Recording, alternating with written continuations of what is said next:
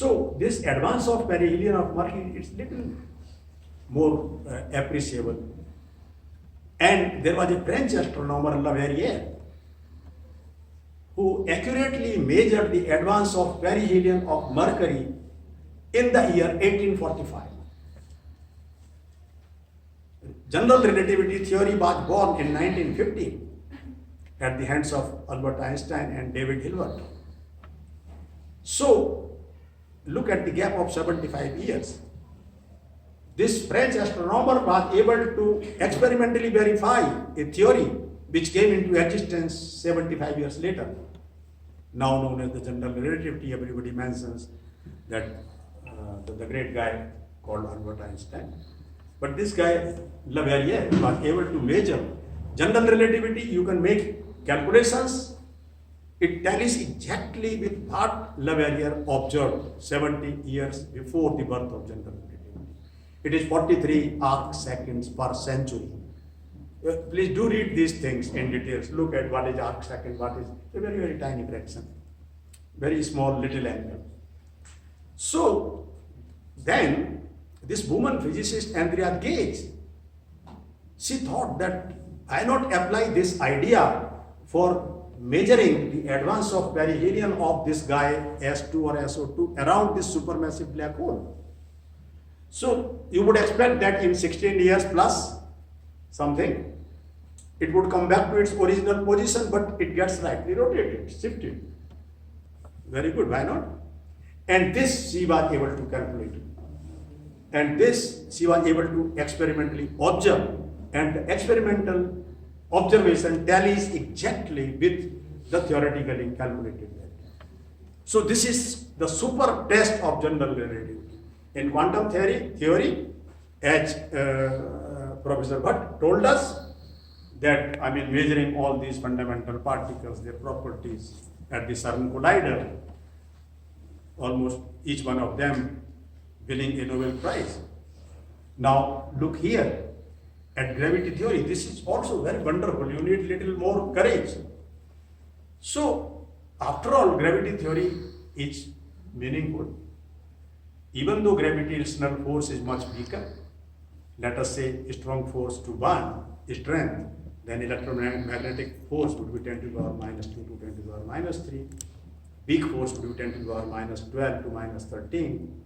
At the same scale, the gravitational force would be 10 to the power minus 39. So you have the 4 strengths of these 4 fundamental interactions. Just divide them by the strength of strong force. So relatively it's 1, then 10 to the power this. So gravitational force is so weak, then you would worry about, then why should I worry about it? लेकिन सितारों से आगे जहां और भी हैं, अभी इसके इम्तिहान और भी है। देखिए, आप कहेंगे सर क्वांटम थ्योरी इतनी ब्यूटीफुल है, इतनी एक्यूरेट है, ग्रेविटी थ्योरी इतनी एक्यूरेट है, इतनी ब्यूटीफुल, फिर अब आप क्यों चिंता करते हैं? चिंता फिर भी करनी पड़ती है देर में भी, क्योंकि सितारों से आगे जाओ। और पिथौरागढ़ में तो इसका प्रूफ है एक्सपेरिमेंटल। हम रोज इधर भाटकोट की तरफ घूमने जब पैदल टाइम मिलता है तो जाते हैं, तो वहाँ पहाड़ों की श्रृंखला दिखती है हमको। हमारे राइट हैंड साइड जाते हैं तो राइट हैंड साइड पर, लौटते हैं तो लेफ्ट हैंड साइड पर। एक पहाड़ खत्म नहीं होता तो दूसरा शुरू हो जाता है, तीसरा शुरू, उसके पीछे पहाड़, पहाड़ों के पीछे पहाड़, पहाड़ों से आगे पहाड़, पहाड़ों से ऊपर पहाड़ है। इसीलिए किसी ने ठीक ही लिखा होगा कि सितारों से आगे जहाँ और भी। पिथौरागढ़ में तो नजर आते हैं। रात में हमारे होटल की विंडो में से, मैडम ने अच्छा होटल दिया है, उसकी विंडो में से हमको नजर आती है, लाइटें जलती हैं, बहुत सुंदर, बिल्कुल दीपावली की जैसे मालाएं लटकी होती हैं ऐसे दिखाई देती है। तो पता चलता है कि हाँ, हमारे होटल से बियॉन्ड भी कोई सितारों से आगे जहाँ कहीं पर है। तो देखो gravity theory, what happens actually, there is a question of singularities. Universe was born something like, I am here today present, I run my universe time backwards, in the backward direction. Then if I keep doing that, after running it backwards in time, उल्टी film चला दो। पहले video cassettes होते थे, उसको उल्टा चलाओ। So after 13.7 billion years, you will hit upon a point which is called as the Big Bang. So shortly before you reach Big Bang, general relativity would break down. They are the Planckian scales. Planckian length 10 to the power minus 33 centimeters, Planckian time 10 to the power minus 43 seconds, Planckian energy is 10 to the power 19 giga electron volts.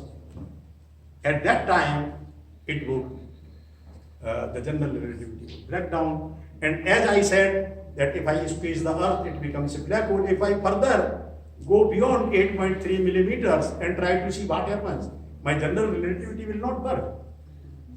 So this 8.43 millimeter is called as the Schwarzschild radius. I would not go into the history of this. When Einstein and David Hilbert, they wrote down this equation, Einstein equation. Just 1 year later, this guy Karl Schwarzschild, he was able to calculate, make a calculation of this event horizon and Schwarzschild radius. So event horizon is an imaginary surface all around the black hole, and if you try to penetrate inside the event horizon, you cannot. No, you can. You cannot come out. Okay, that is what I told you about white hole. So in black hole, you cannot. Nothing can come out of the black hole, which means the boundary. It's a kind of a boundary of the black hole, which is called event horizon of the black hole. So, apart from this, there are many other. Black hole itself is a big singularity. If you take, let me denote it by phi or by capital V, whichever you like, the potential, gravitational potential energy due to a mass m placed at some origin at a distance x, then this would be minus gm divided by modulus of x. Modulus of x is always plus minus x. So it's going to be a symmetrical curve, and in 3D you rotate it like a softy होती है, ice cream खाते हैं, softy वाली कोन में होती है. So it's something like that.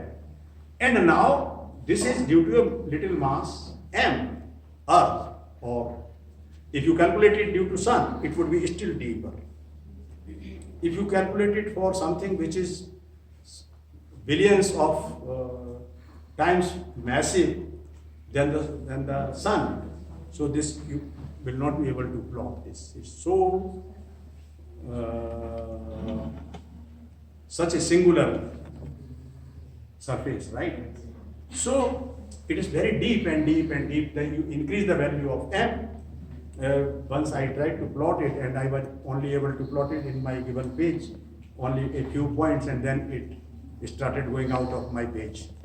I tried to change the scales, but you can plot a few points, but make this experiment. Just potential energy is minus gm by modulus x. Just one dimensional. So the m is being put at x equal to 0, now calculate it. Okay? So it's a something like this. Okay? So, and then there are singularities even inside the black hole. You go inside. So the curvature space-time becomes highly curved, of the order of 10 to the power minus 33 seconds, 33 centimeters. Okay? So there are places where general relativity would also break down. Now, I have not said that standard model breaks down, but I want to incorporate gravity into my standard model. Sir says it's a very, very beautiful theory, very correct theory, I believe, and it has been experimentally verified. How do I do it? Now you have been my student for some time, so you can imagine how I would think about it. First thing I would do is, one thing I would study is standard model is a gauge theory. It's a gauge invariant theory. It predicts conserved charges. Okay? This is one thing which is very important. A gauge invariant theory is invariant under local gauge symmetry, where the transformation parameter is a function of x mu. It's not constant. If you just consider a complex scalar field theory, you find out its gauge transformations, the transformation parameter is just a constant. You again calculate the conserved charge, but it's a global quantity, it's not local. So local symmetry is very important. Local symmetry means local gauge symmetry is very important. So standard model has local gauge symmetry. Now I want to introduce some, I want to go further. सितारों से आगे चलना है. So life is always difficult if you want to attack challenging problems.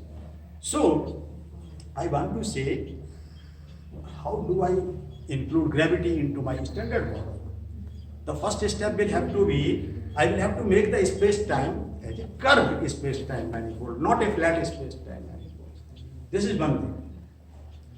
कैसे करेंगे? Gravity theory is a gauge theory. Standard model is a gauge theory. How to sandwich gravity into standard model? First thing I do is, I introduce a symmetry called as a supersymmetry. Supersymmetry is a symmetry, beautiful symmetry of nature that rotates bosons into fermions and fermions into bosons. So here the transformation parameter is fermionic. So Fermi into Bose would be Fermi, and Fermi into Fermi would be a bosonic particle, right? Or variable, whatever it is. So where x by is by x, that is bosonic. But x by is minus by x is fermionic. Okay? Commuting and anti-commuting. All right. So I have to do a couple of things. In the first place, how does one construct a gauge invariant theory? As soon as I first introduce supersymmetry into the theory, what happens? The number of contents of a standard model gets doubled. For every particle, I have a super particle. So electron, there would be super electron, muon, there would be super electron, and so on. Photon, super